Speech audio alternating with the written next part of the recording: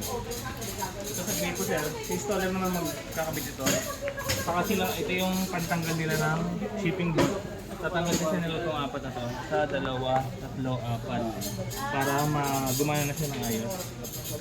May tatanggalin po. May tatanggalin, tapos mayroon silang pantakip doon para hindi mapasukan ng mga insekto. Ito sa drainage po, sa ganito. Paulas dito nakababa. Oh. Nakataas talaga siya. Installation naman po, si installer naman po magkakabit niyan. Tapos sa function naman po, lagay lang po kayo ng damit. Anong capacity niya sa damit? Sa tray po, yun po yung damit. Hindi.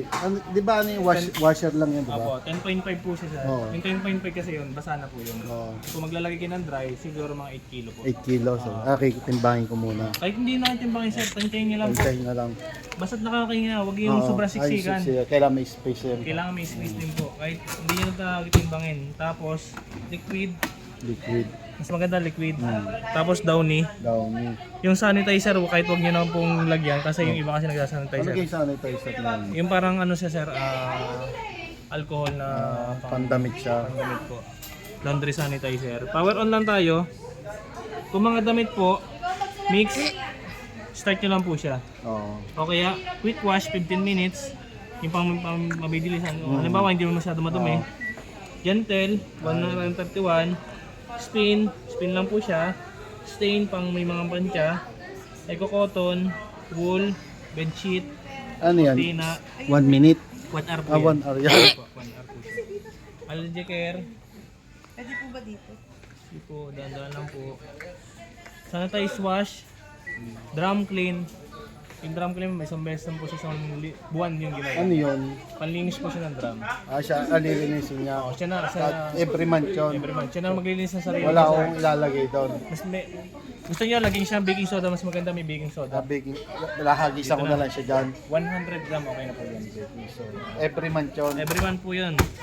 Halimbawa, sa mix, pwede siya na start. Tapos meron siyang function na anti-wrinkles. Yung anti-wrinkles para hindi siya busot-busot paglabas, para hindi yun napaplansyahin. Pwede yun wala naman. Tapos, kunyari gentle. Yung temperature sir, may temperature na init po yung tubig niya. Pwede nyo dagdagan, pwede nyo tanggalin.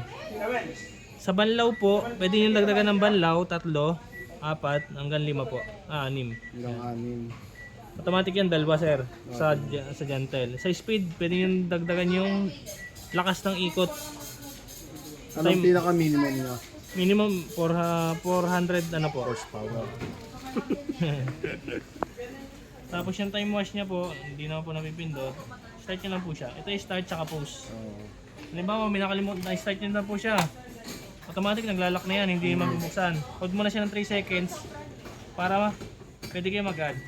Add ng damit. Ayan. Mabubuksan siya mag-add.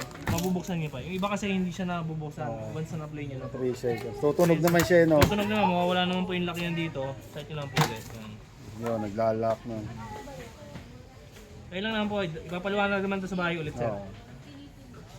Tapos sa warranty resibo, huwag iwawala pa yung nakaresibo. Papaano ko tapos ako picture, no? Pwede yung picture pwede yung pa-xerox, pero yung original copy, huwag yan po. Mawawala. Within 1 year.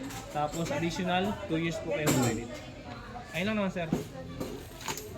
Yung yellow, yes. Ito pala yung ano, Pang-mili ng program sir. Okay. Ayun, filter sir. Ito yung... Filter ng... Ano yan, kada dyan, nakatapos isang laban. Ililinisin. Pwede na po, kaya every other day, every week, pwede rin po. Ang pagpalit na. Ipopost ko na to, linis dati. nun. Ipopost ko na.